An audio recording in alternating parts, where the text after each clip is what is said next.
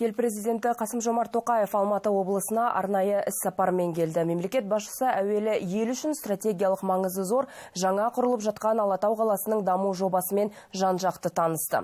Жаңа шаһар 2050 жылға дейін 4 арнаулы аумаққа бөлініп, кезең-кезеңімен дамитын болады. Алатау қаласы бойынша басқарудың жаңа моделін қалыптастыратын конституциялық заң қабылданғаны белгілі.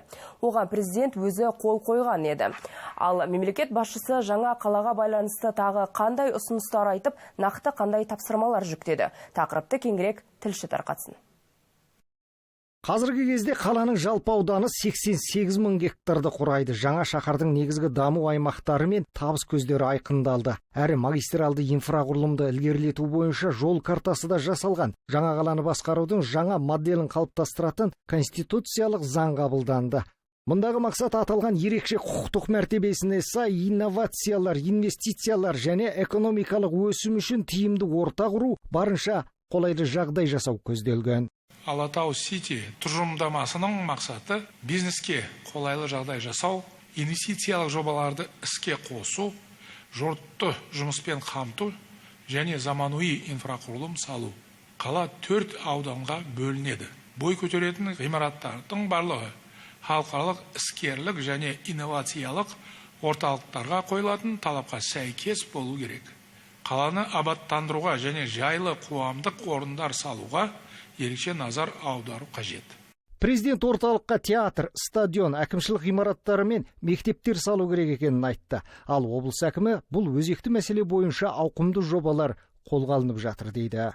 Президент тапсырмасы аясында осы қала құрылған кезде Қонаев қаласын кешенді даму жоспарын үкімет бекіткен.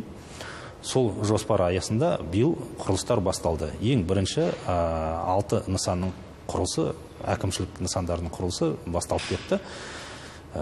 Бірінші кезең-кезегімен ең біріншісі 11 айдың ішінде аяқталады. Өткен жылы облыстың өңірлік жалпы өнім көлемі 6,7 триллион теңге болып, 5,4% өсім көрсетті. Қаңтар-сәуір айларындағы қысқа мерзімді экономикалық көрсеткіш бойынша аймақ елде 5-ші орында тұр. Инвестиция тарту жұмысы белсенді түрде жүргізілуде. Жыл басынан бері облыс экономикасына 266,2 миллиард теңге инвестиция салынды. Өнеркәсіп өндірісінің көлемі шамамен 900 миллиард теңгеге жетті. Осылай деген мемлекет басшысы Алматы облысының даму қарқынын жоғары бағалады. Ең басты мақсатымыз біздің инвестициялар ертең табыс әкелетін, жұмыс орнын жасайтын сондай инвестициялар. Осы 4 жылда 120-дан астам кәсіпорындар ашылды, 120-сы ең ірілері. Бұның өзі былтыр 1 триллион 300 миллиард теңгеден инвестициямыз асты. Биыл 100-ге жуық кәсіпорын қосуға көздеп отырмыз.